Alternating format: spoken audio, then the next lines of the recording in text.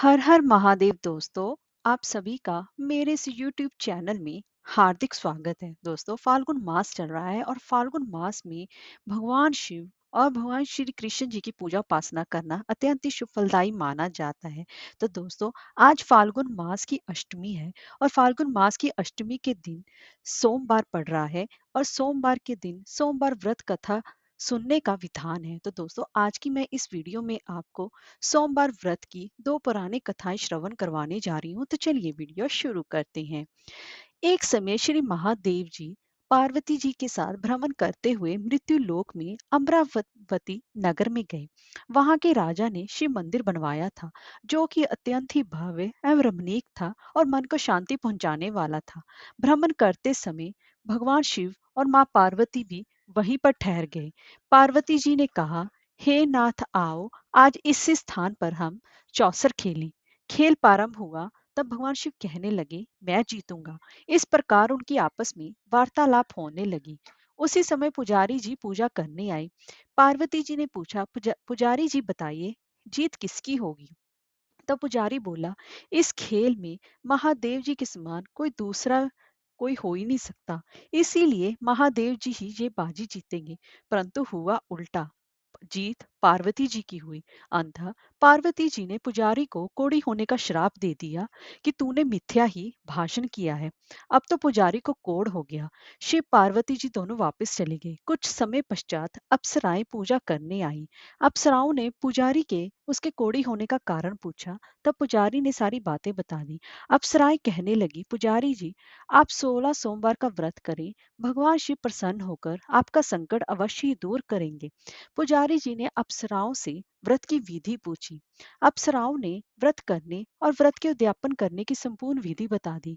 पुजारी ने विधि पूर्वक श्रद्धा भाव से व्रत प्रारंभ किया और अंत में व्रत का उद्यापन भी किया। व्रत के प्रभाव से पुजारी जी रोग मुक्त हो गए। कुछ दिनों के बाद भगवान शिव और माँ पार्वती पुणे उस मंदिर में आए और पुजारी जी को रोग मुक्त देखकर पार्वती जी ने पूछा, मेरे दिए हुए श्राप से मुक्ति पाने का तुमने कौन सा उपाय किया? तब पुजारी जी ने कहा, हे माता, अप्सराओं द्वारा बताए गए 16 सोमवार के व्रत करने से मेरा ये कष्ट दूर हुआ है। पार्वती जी ने भी 16 सोमवार का व्रत किया, जिससे कि उनसे रूठे हुए कार्तिकेय जी भी अपनी माता से प्रसन्न होकर आज्ञाकारी हुए। कार्तिकेय जी ने पूछा, हे माता, क्या कारण है कि मेरा मन सदा आपके चरणों में लगा रहता है? तब पार्वती जी ने कार्तिकेय को 16 सोमवार के व्रत का महात्म तथा विधि भी बताई। तब कार्तिकेय जी ने भी इस व्रत को किया तो उनका बिछड़ा हुआ मित्र मिल गया। अब मित्र ने भी इस व्रत को अपने विवाह होने की इच्छा से किया।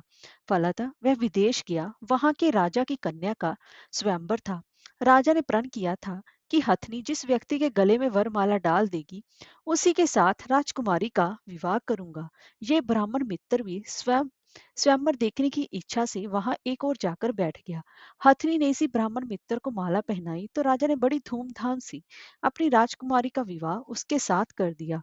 तत्पश्चात दोनों वे सुखपूर्वक रहने लगी। एक दिन राजकन्या ने पूछा, हे नाथ, आपने ऐसा कौन से पुण्य किया जिससे कि हथनी ने आपके गले में वरमाला पहनाई? तब ब्राह्मण पति ने कहा, मैंने कार्तिकेय जी द्वारा बताए अनुसार 16 सोमवार का व्रत पूर्ण विधि विधान से श्रद्धा भक्ति से किया, जिसके फल के कारण मुझे तुम्हारी जैसी सौभाग्यशाली पत्नी मिली। अब तो राजकन्या ने भी सत्य पुत्र प्राप्ति के लिए व्रत किया और सर्वगुण संपन्न पुत्र प्राप्त किया। बड़े होकर पुत्र ने भी राज्य प्राप्ति की कामना से 16 सोमवार का व्रत किया। राजा के देवलोक होने पर इसी ब्राह्मण कुमार को राज गद्दी मिली। फिर भी वह इस व्रत को करता रहा। एक दिन उसने अपनी पत्नी से पूजा सामग्री शिवालय ले चलने को कहा, परंतु उसने पूजा सामग्री अपनी दासियों द्वारा भिजवा दी। जब राजा ने पूजन समाप्त किया तो काशवाणी हुई कि हे राजा, तुम इस पत्नी को त्याग दो, नहीं तो ये राजपाट से तुम्हें हाथ धोना पड़ेगा। प्रभु की आज्ञा मानकर उसने अपनी पत्नी को महल से निकाल दिया। तब वे अपने भाग्य को कोसते हुए एक बुढ़िया के पास गई और अपना दुखड़ा सुनाया।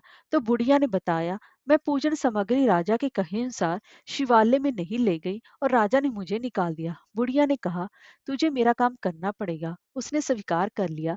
तब बुढ़िया ने सूत की गठरी उसके सिर पर रखी और बाजार भेज दिया।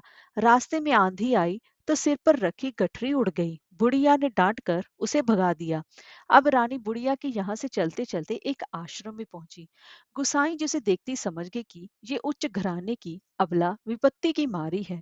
वे उसे धैर्य बंधाते हुए बोले, बेटी तू मेरे आश्रम में रह, किसी भी प्रकार की चिंता मत कर। रानी आश्रम में रहने लगी, परंतु वह जिस वस्तु को हाथ लगाती वह वस्तु खराब हो जाती। यह देखकर गुसाई जी ने पूछा, बेटी किस देव के अपराध से ऐसा हुआ है? रानी ने बताया कि मैंने अपनी पति की आज्ञा का उल्लंघन किया है और शिवालय में पूजन के लिए नहीं गई।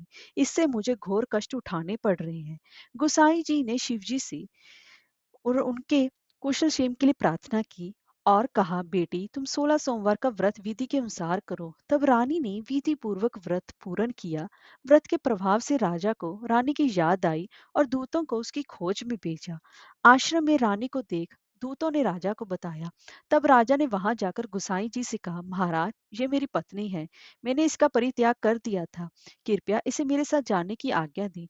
शिव जी की कृपा से प्रतिवर्ष 16 सोमवार का व्रत करते हुए वह अनंत से रहने लगे और अंत में शिवलोक को प्राप्त हुए। ओम नमः शिवाय। अब मैं आपको दूसरी पौराणिक कथा श्रवण करवा रही हूँ। एक बार किसी नगर में एक साहूकार रहता था। उसके घर में धन की कोई भी कमी नहीं थी, लेकिन कोई संतान न होने के कारण वह बहुत ही ज्यादा दुखी रहता था। संतान प्राप्ति के लिए वह हर सोमवार के दिन व्रत रखता था और पूरी श्रद्धा भाव के साथ शिव मंदिर जाकर भगवान शिव और माँ पार्वती का पूजन अर्चन करता था।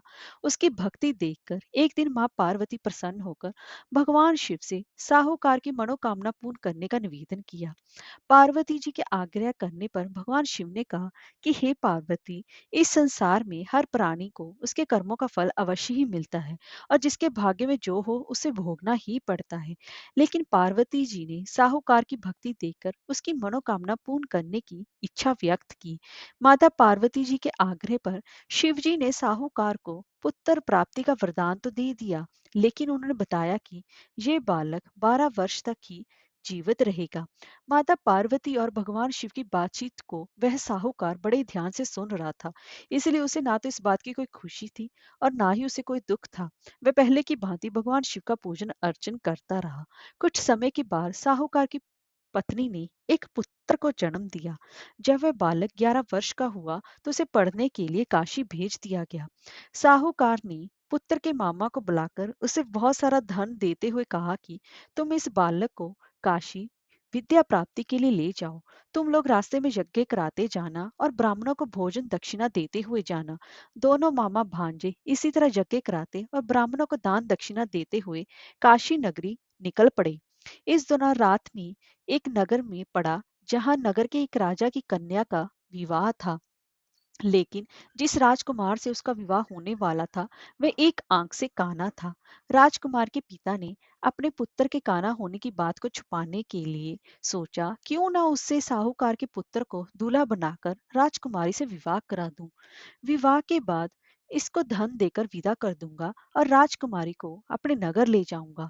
लड़के को दूल्हे के वस्त्र पहनाकर राजकुमारी से विवाह करा दिया गया।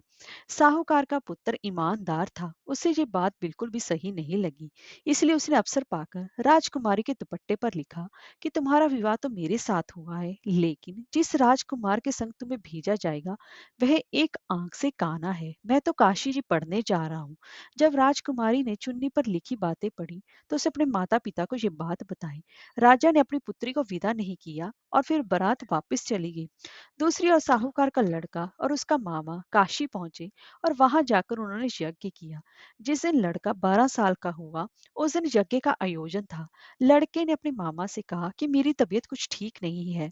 मामा ने कहा कि तुम अंदर जाकर आराम कर लो।